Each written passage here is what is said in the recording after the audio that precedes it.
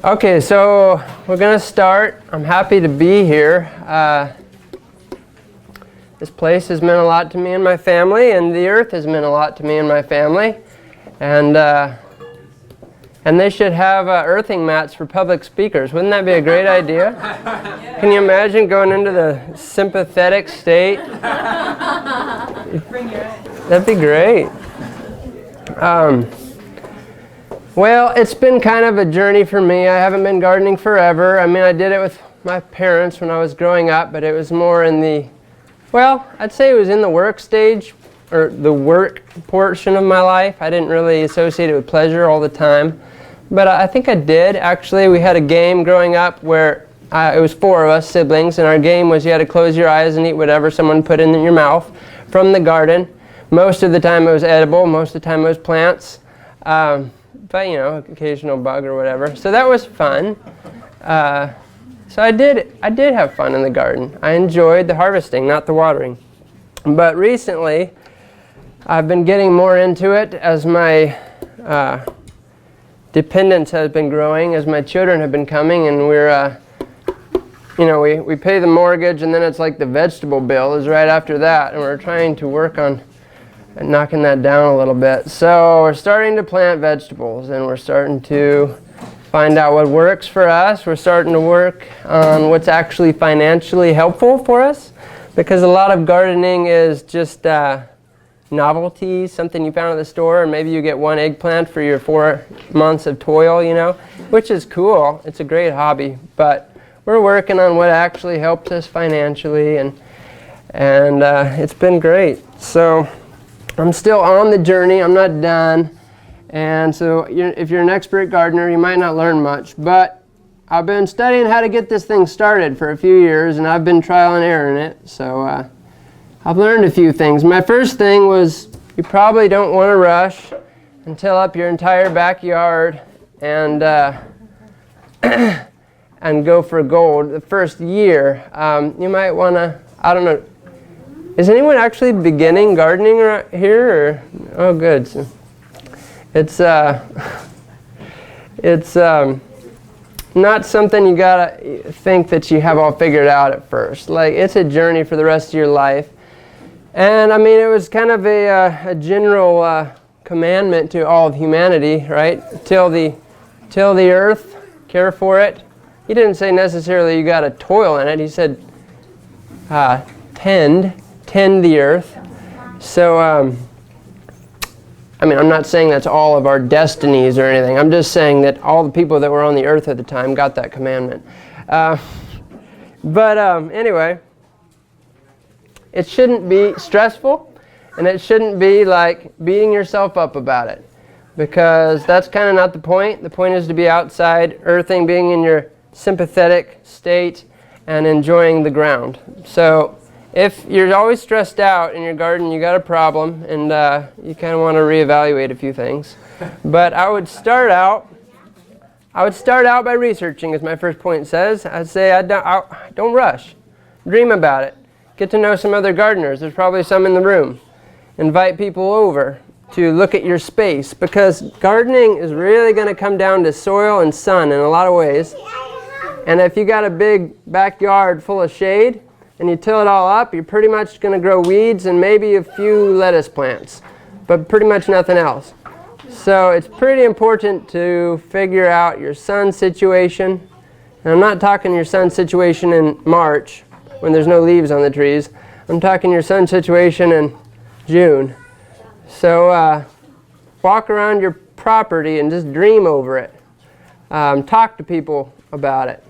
Talk to God about it. Learn how to tend what little property you've been given, and you'll get more. So, yeah, I have time restraints, practicality. That kind of, for me, is like, do you have what it takes? Okay, so I started a garden, and I have 3 children, and my tendency is to get like 5 minutes every other day there, and most of that is trying to replant the things they yanked out. So, like, I can't really feasibly do a full yard garden. Like, I dream about it, and I think it'll happen someday, but it would become priority over family and things. And I find myself getting angry a lot when things get pulled out of the ground, and I don't want to do that. The point of having a garden is to play in the dirt and to pull things out of the ground and, you know, to eat them. I mean, and if they eat a green tomato that's your prized tomato, like, go fry it up and, you know, salvage what you can. Like, we're not trying to stress out about this gardening thing here. So I sort of covered number 2 already a little bit. Just kind of map your land. You want to figure it out. If you're on a deck, if you're in an apartment, you just have a deck or something, there's things you can do. You can find the sunniest side of your house. You can find some large pots. They don't have to be fancy from a greenhouse, although greenhouses sell large, cheap, black plastic nursery pots for like $2. And you can grow a big old tomato, and you can grow pretty much anything in a big old pot.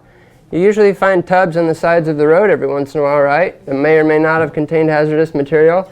So you can, just wherever you find a nice semi-clean pot, you really can drill a hole in it and stick it somewhere with sun, and you really can get something. And if you plant it right, you actually can get a pretty good chunk. I got this little thing here. This is my wind-blown little kale nasturtium carrot planter thing. I just wanted to show what you could do with about 25 cents worth of seeds. I planted it fairly late in March. So these kale, all the kale, will probably get, you know, like the size you'd pay $3 or $4 for at a store. So you have 5 of those. Some baby carrots for garnish and because they're cute, not so much because they're practical. And these nasturtium will get tall, they'll spill out, they'll bloom. The blooms and the leaves taste radishy, peppery, warm, and really good. And they're beautiful. So you can get, you know, quite a few salads out of one little pot. And things usually grow really pretty doggone good in good potting soil. So that kind of brings me to the end of number 2 there. It's like, so if all you can do is pots outside of your house, please don't go dig up ground soil and put it in there, because it's going to be hard. Straight clay is hard for anything to grow in. It doesn't really hold any oxygen, and plants need to breathe just like we do. I work in a greenhouse, and the most common thing I've seen in 6 years is people rotting their plants because they kept them too wet, and the plant couldn't breathe. You need oxygen through the air. That's what all the little white specks in a good potting soil. That's perlite. It's like a basically popped rock. It's a rock that they heat up and pop, and it holds air. It helps water drain better. There's also like chunks of bark and moss, and that's all going to help hold some air and help water drain through. So if you dig up straight clay and put it in your pots, there's about a 90% chance that you'll rot them if you water at all that year. So you got to invest in some potting soil. You can reuse it from year to year for quite a while, especially if you're adding a fertilizer every year, which there's some good organic natural ones made from good organic natural sources, mostly chickens and bats and seaweeds and worms and stuff. Castings, of course, not whole. But anyway, you got to fertilize if you're in a pot, because you are leaching all the nutrients out of that often, like monthly. You're leaching all the nutrients out of a pot. It doesn't have an unlimited source because it's not in the ground, so you got to fertilize if you do container, like pot gardens. Big deal. If you saw those beautiful raised beds they made out front, that's really nice. You can just put those about anywhere. You don't need to dig up your backyard. You can just find a sunny spot and do it right up against your foundation. The foundation oftentimes holds heat, and so it keeps things growing earlier, longer, and sometimes you can get away with fancy things that most people can't. Like there's fig trees and things that are like really borderline in our area, but people who plant them next to foundations oftentimes can get away with growing them because that radiant heat from the foundation. So you could probably plant rosemary up against a foundation, which most people can never get to come back, and you could probably get a big mature perennial rosemary. There's some pretty hardy ones, they're like zone 7. And so there's some benefits to having, even if you like a garden out in your backyard, you know, if you got a nice southern, or any exposure but northern, a good foundation you don't mind propping something up against, you could probably get a bed of just, and get things to grow that your neighbors won't understand. So that's kind of fun. He hauled in a bunch of topsoil, and that was beautiful stuff. You can add some compost to that. You don't need to get, you know, potting soil is expensive. I understand this. When they're throwing it away at work, I try to put it in a bucket and buy it and bring it home, and like, it's gold, that stuff. It's expensive. So you don't have to fill your raised beds with $20 potting soil bag. You can just get a big dump of topsoil, or little bags of topsoil is a lot cheaper at garden centers, but you're going to want to add an organic matter like a compost or something, and you're going to want to fertilize, because it's, you know, it's not the ground. It hasn't had things decomposing in it forever. Maybe it has, I don't know, but you're going to want to fertilize. And that brings me to, if you got the room and you have a backyard and it's sunny and you invited your friends over and they said, yeah, it's a good spot. You got sun, you can do this. You got to decide what you're going to do with it. And a lot of people have been tilling for a lot of years, and it's worked for a lot of people, and it's a lot of work. There is a website I'd like to recommend called backtoeden.com or something. I don't know, are y'all familiar with that? It's a guy that basically had a realization after working for 16 years, toiling by the sweat of his brow and trying to get things to grow where there wasn't much water. He had the realization that things grow just fine out in the middle of the prairie and in the woods, and that everything needs a covering, a garment. Like we have skin and fish have scales, and if you take those off, then they kind of shrivel up and die. And so he had the realization from God that if you cover the earth and clothe it, that it'll live and it'll produce for you with a lot less work. And so anyway, his whole thing is just mulching, wood chips. You just add wood chips. I did it. We did it about 3 years ago. It's one of those things where it's kind of a biblical principle where at the beginning you work hard, and when you're old and you've done it for 10 years, you can kind of chill a little bit more because you put the effort in, and now you're getting the reward, you're getting the fruit of it. And so it really, really improves with time. Sometimes people will do it at the beginning and they'll need to fertilize a little extra, because if you put wood chips on the ground, basically all the nitrogen in the soil will be used to break down the wood chips, and so you won't have much nitrogen in your soil, which is very important for plants, for the green, for the growth. And so you're going to have to fertilize with, I'll tell you, there's one called fish emulsion, which is ground up fish, and it stinks, and it's a lot of nitrogen. And you probably don't want to use it on your house plants, but boy, it's great for tomatoes, and especially if you've done mulch gardens, it'll replace the nitrogen and you'll have great plants. So this is what we did.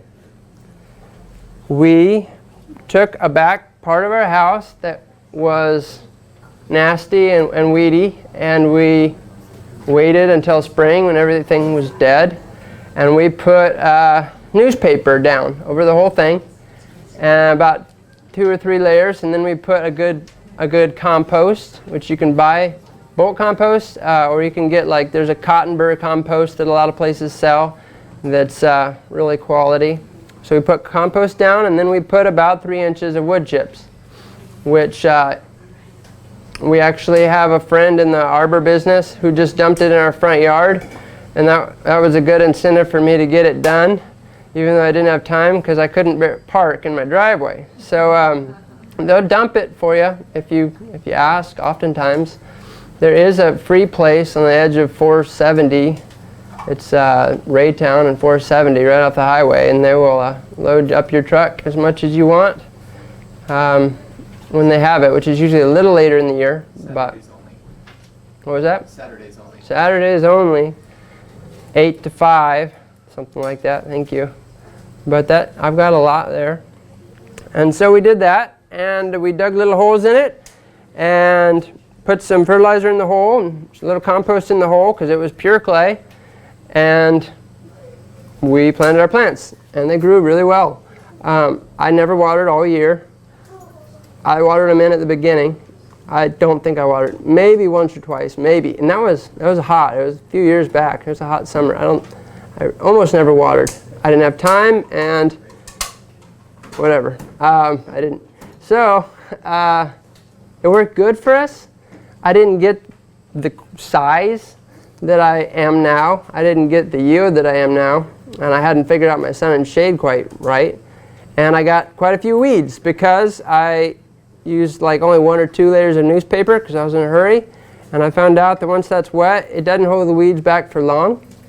I did a whole big patch in my, it's not even a garden though. I did like a huge, probably the size of this store in my backyard that's shady, that was just completely honeysuckle shrubs and poison ivy and that stuff. Cut it all back, and I put cardboard over the whole thing, and then mulch, and that held it back a lot better. And the cardboard does just disintegrate, and it's pretty much gone now, but the ground's clear. So I mean, you get some weeds come back here and there, that's going to happen, but it really, if I was going to do it over again, I'd do cardboard on the whole thing, because it just held the weeds back so much better, and it really decomposed fast when it starts raining. It's not like you have cardboard for the rest of your life. You probably a year later won't even be able to tell it was there. But one thing I noticed was that there was worms like crazy in my garden. First year, like right away, nasty soil. And it was full of worms right away, just with the couple sheets of newspaper, a little compost, and the mulch. And so it's getting better every year. I still dig little holes in there. I still add a little bit of fertilizer, maybe compost if I have it around when I plant in it. But I'm really impressed. It's been working out good for me. I have a neighbor that does it, and she did way better than me. She's in a different life season and dedicates a little more time to it, but she did amazing. And so I see the benefit in clothing the earth in that way. It makes sense to me when you're driving across Missouri and you see all the bare fields blowing away in the wind, you know. It looks like unclothed, dying land to me. So I really recommend that. Point number 3, a veggie for every season.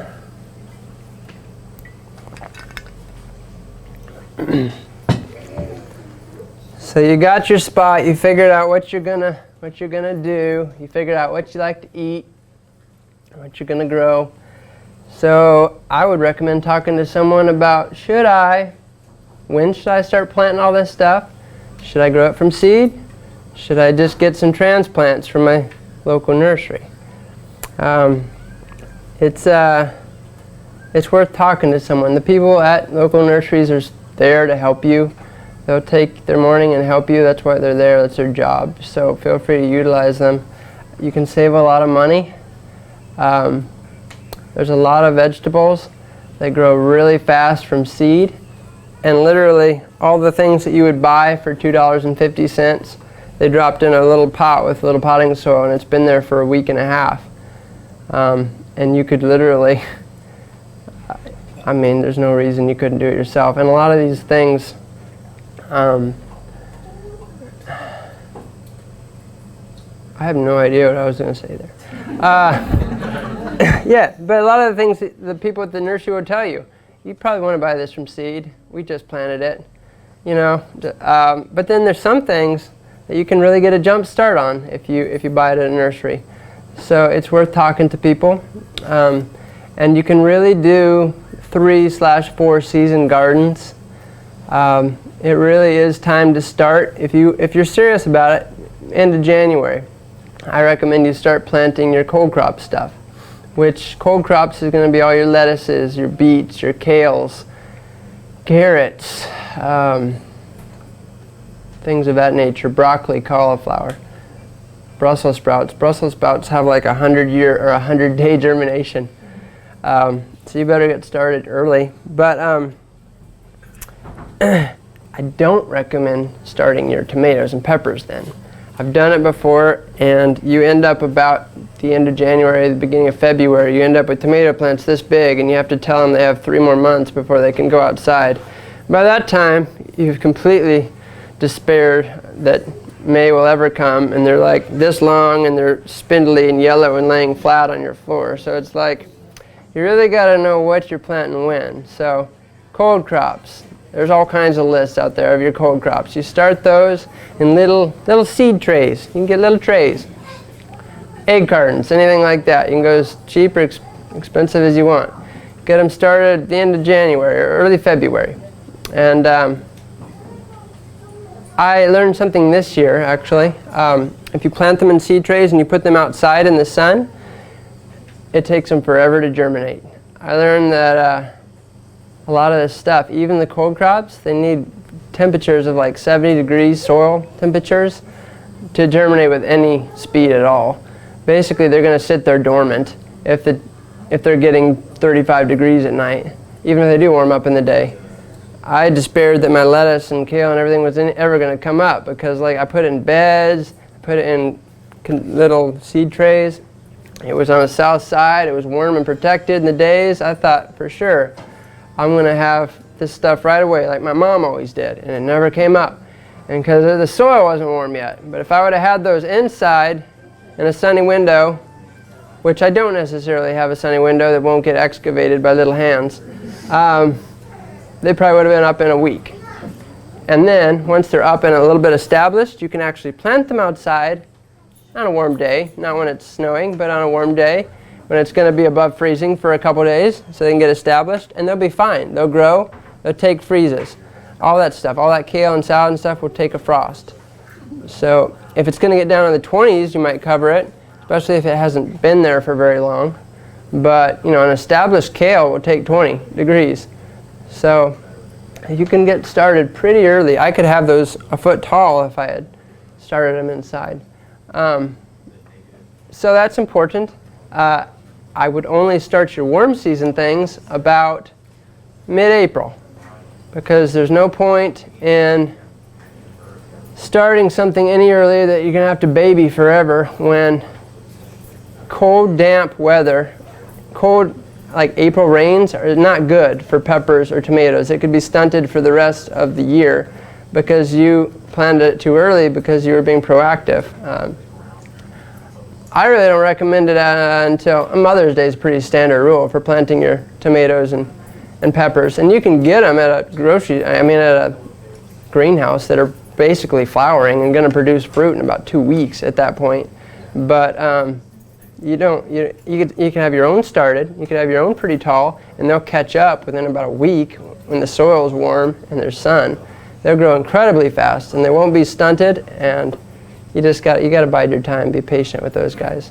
And you can plant them right in your lettuce beds and your kale beds and all that. You can kind of interplant, because that stuff, by the heat of summer, that stuff's going to start kind of petering out and going to seed and falling apart. And if there's a little bit of shade from your big old tomato plant come July, they'll probably last a little bit longer. So you'll probably get your cold crops to go a little farther. And we don't have 50 acres to farm, so it kind of helps most of us if you can kind of pack things in a little bit. Less weeds if you pack things in a little bit. So yeah, and just plan on pulling them out come June, July, whatever. Pull out your cold crops, and about the time you pull them out, you could probably replant in little seed trays about a couple weeks later. You can replant your cold crops about August in the ground or in seed trays. And by the time they're a little bit they'll grow in the heat, but by the time they're sizable and actually getting their flavor and things, it'll be cooler. It'll be September or something.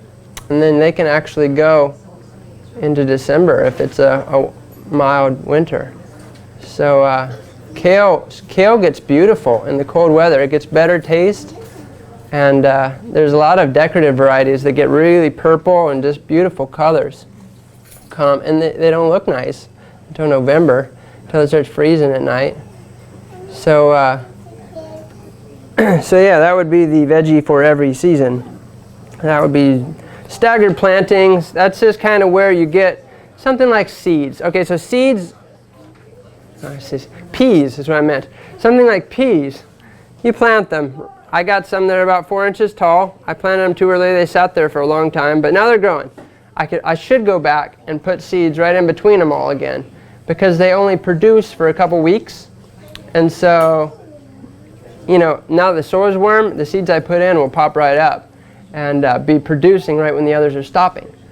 So you really can stagger your plantings with like that cold season stuff, or things that only produce for a short period of time. You can stagger it and you can get a lot more. I'll just throw out there tomatoes. A lot of people, there's indeterminate and determinate. I don't know if y'all have seen those names, but basically, if you're looking at tomatoes and they say indeterminate or determinate, that kind of fits into this staggered planting thing. Sometimes people like to can, and they want a ton of Roma tomatoes at one time. So you get something that says determinate, and it determines that it's going to make all its fruit, a lot of fruit, in like 1 or 2 weeks. You get a bunch, and then you can can it all up.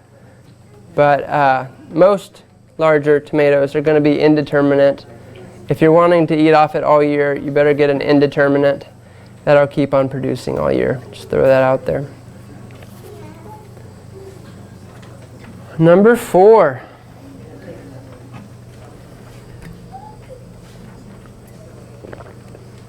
Are there any questions before I go to number 4?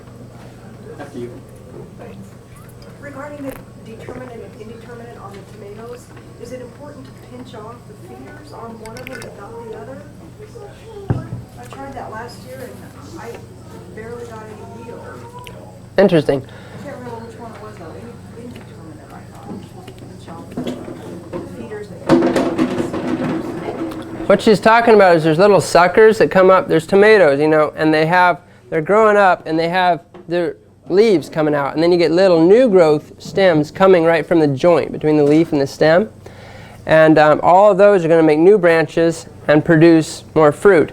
Oftentimes a young tomato, as it's growing, right where the main leaves connect with the stem, when the little new shoots start coming, you'll pinch those off.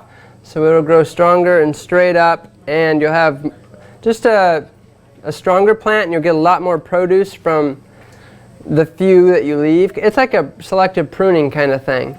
Because sometimes tomatoes in the wild are like crazy vines. Like they'll go everywhere and they're flopping around, and you're not getting as much produce because it doesn't have the nutrients to supply all those branches with the nutrients to make fruit. That's a crazy question. Indeterminate or determinate? If there's one that you shouldn't, I don't know. But I would guess that either one, I would probably take off the suckers at the beginning, because either one you're going to want a main strong plant that can put a lot of effort into, you know, the branches a little later on. Even when you buy plants from the store, you know, some people buy it just because it has some little buds and some little tomatoes. You actually might want to cut those off. You want the plant at first to put effort into rooting and into growing strong, not into, because when plants start flowering, they kind of slow down in a lot of ways. They're doing their job. They're producing seed. They can slow down and peter out. I mean, that's why annuals, they always say to pinch off the flowers, because once those flowers produce seed, they did their job, so why keep living? Which isn't a great way to live your life, but for an annual plant, that's what they do. So tomatoes, like, it's good to, you know, at the beginning, maybe pinch off a flower or two. I probably couldn't bring myself to do it, but, you know, and take out those suckers, get a strong plant.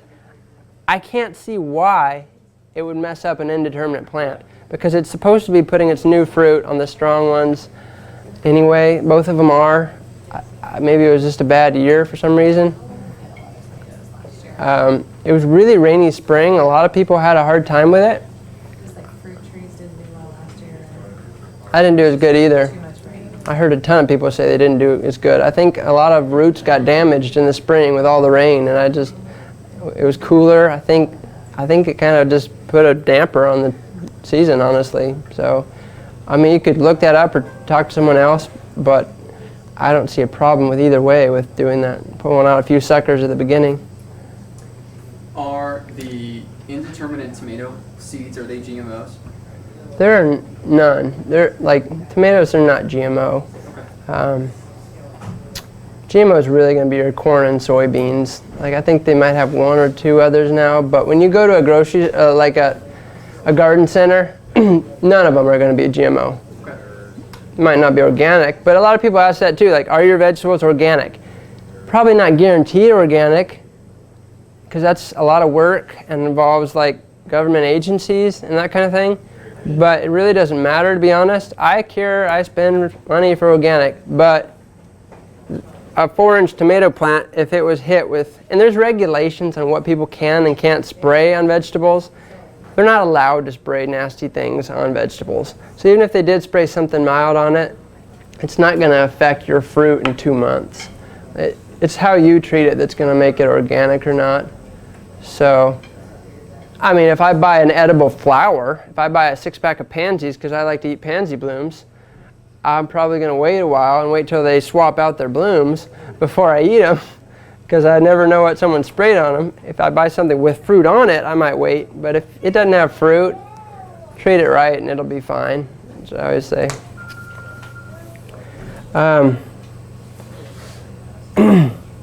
I kind of skipped that little edible beauties thing. I kind of have a thing for edible flowers for some reason. I just have a thing for eating stuff in general. And I have a thing, my kids have a thing for eating things in general, which is great.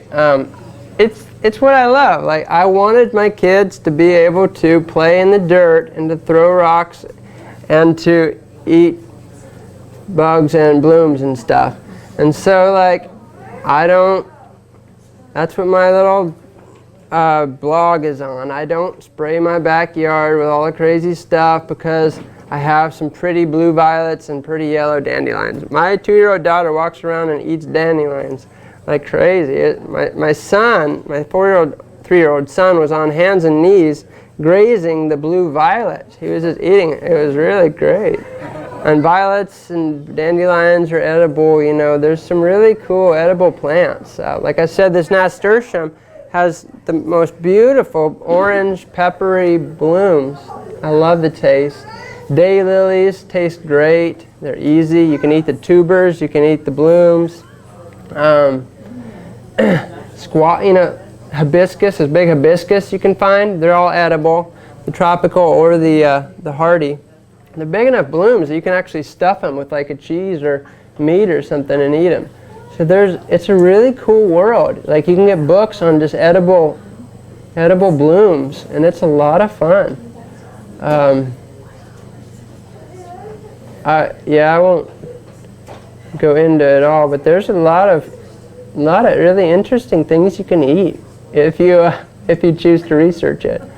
So it might be good to know someday, you know, like what you can actually eat. Everybody in all of history knew what they could eat. They knew the earth, you know. They knew what was bad for them and what was good for them, and we don't really know it anymore. So it's a good thing to learn about the earth, like, in case I need something to eat someday. So, or in case organic produce goes up anymore. Okay, so gardening maintenance, number 4. I'll go with watering first. Watering, if you do pot containers, not pot containers, if you do container gardening, you're going to have to water them quite a bit in the heat of summer. Not much at the beginning because they're little, they have little roots, and you want them to stretch to the bottom of the pot to get their water. Lots of people water them all the time and they keep little roots, and then the sun comes and they forget to water and it fries them because the top inch gets dry and they die. So if you let them get a little extra dry between waterings, you let them wilt a little bit, you should see how much people that grow tomatoes let them wilt. They just let them go flap. And then they water them. People come into the store thinking, boy, y'all really don't know how to take care of your plants around here, but it keeps them shorter and it makes them root. We plant a bunch of tomatoes in 8-inch pots at the beginning of the year. and the grower just is so proud of himself every year to see how far he can let it get. He basically waits a month or so before he waters them one time. And at that point they're wilting, but they have roots at the bottom of the pot because they've stretched all the way to the bottom. Whereas if you keep them wet, they won't do that, and you're going to have a lot of rotting soil in the bottom that could lead to disease or rot. And so it's really important with pots. It's cooler weather. Just let them wilt a little at the beginning. Towards the end of the summer, they're going to be all rooted in, and it's going to be hot, and you're going to be watering them like every day. That's when you got to fertilize because you're leaching it all out. Raised beds is somewhere in between. Put a layer of mulch over the top, compost over the top, it'll hold water better. But same deal, I'd almost let them wilt at the beginning. It's pretty important. You want to get them, especially since you might not have like an unlimited, you might have done your raised bed on rock or on cement. And so they might not be able to go unlimited depth like other plants. So you really got to make sure that they're rooted really well into that stuff. So it's important. It's kind of one of those life lessons things. You know, you got to wilt every once in a while to send your roots deep. So that's that. In the garden, I'd say the same thing goes, except hopefully you pretty much never have to water. If you mulch and stuff, like I water it first. I water when I plant the seeds, or I water when I transplant the seedling. But you put mulch around it, that thing better be wilting before you water it again, because that's how it grows. I mean, it's covered. It's gonna stay soggy under there. Like, you don't want to drown it. You could really kill your plants by overwatering a mulch garden. It's really easy to do. So, be careful. If your like sprinkler system hits that garden every day, I just say be careful. You could kill stuff that way. Getting into weeding, I don't know about weeding. I don't do it. Pesticides. If you don't weed, your dandelions might bring your ladybugs around. And then those ladybugs might eat any aphids or anything that you get. So that'd be good. There's good stuff. You can buy beneficial insects, actually. I was looking this morning. We actually released little praying mantises at work, and I was studying a baby praying mantis eating some small looked like a winged aphid to me. I don't know what it was, but so you can buy ladybugs. You can buy beneficial nematodes and all kinds of. There's basically a bug for any pest you have that you can introduce to your garden. And there's good natural organic sprays. A lot of people have problems with caterpillars eating their cabbages and broccoli and stuff. And I mean, the guy in the Back to Eden Gardener documentary says that his plants are so juicy that pests bite into them and drown. But I don't have that problem yet. So there's an organic, it's called spinosad, is the active ingredient. It's fine. You can basically harvest that day after you eat it, but it's basically like, I think it's a bacteria or something, don't quote me, but it knocks out caterpillars, which is most people's biggest problem. That and squash bugs, right? I mean, those are the big ones. I don't see anyone like complaining that aphids overran their garden. Squash bugs and stuff, that's hard. I don't know what to tell you except kill them by hand. There's some, like, I've had a really hard time with a vine borer beetle. I grow squash, and man, all of a sudden they start looking like they're wilting. They're really wilting. And I'm like, I know the ground's soggy. I teach classes on this stuff. I'm not watering that. But they're really wilting. And I look at it, and there's a hole at the base, and basically something has eaten the stem out. And so you might think your squash is wilting when something really just ate your stem out. And I opened it up. I cut the whole woody stem open, and I found a squash borer up in there. It was nasty. It's happened basically every year to me. And I'm like, what do you do? And so I found one thing you can do is, they grow on a vine, and then the vine kind of goes. You can rebury the vine. Supposedly it re-roots. I actually did that. I mean, I cut them open, and then I put like tinfoil around it to close it up and buried the whole stem again. and buried it in another place, and it re-rooted, and I got more fruit out of it. But I sprayed it with a little Captain Jack's. That's the spinosad. I don't know if that helped or not. But this year, I learned through the grapevine, because I like to ask questions about people who know more than me. I found out there's an Italian squash that has solid stems. They're not hollow, and supposedly the vine borers can't travel up the stems. So I'm going to try that one this year. So you can learn a lot of little things from people that have been doing it a while. The synthetic pesticides, they're really going to knock a huge hole in your ecological system there. If you knock out the bad bugs with some synthetic thing, you're going to kill good things too, and the bad bugs usually come back faster, and then you end up with a worse problem usually in the long run. So be careful with that stuff. And my last point, the off-season prep.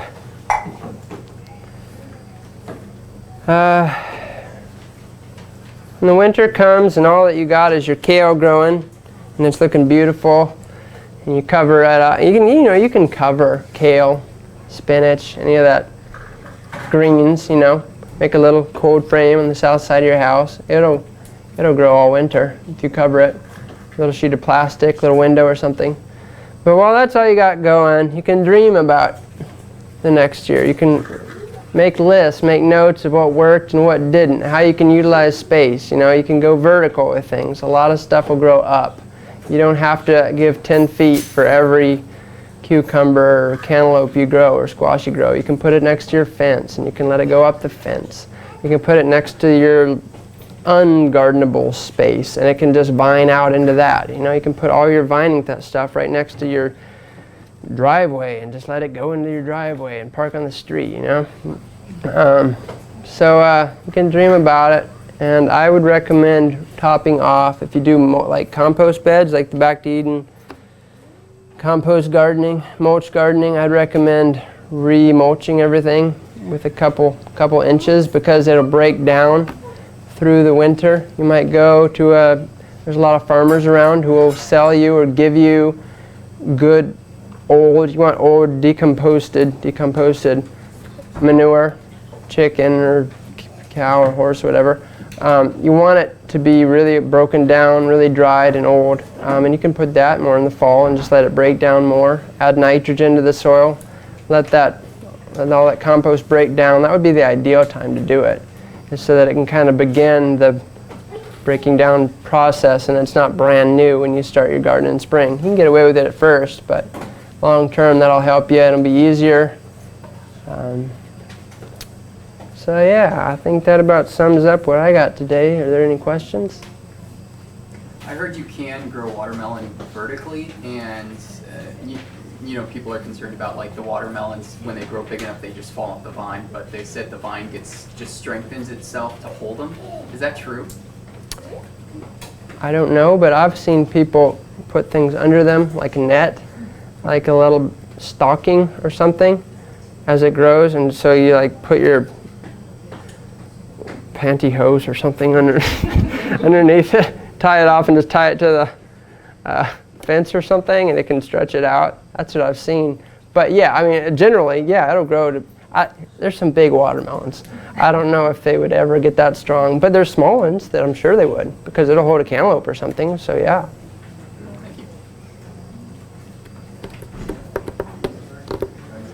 Well, I guess that's it. Thank you so much, and happy growing.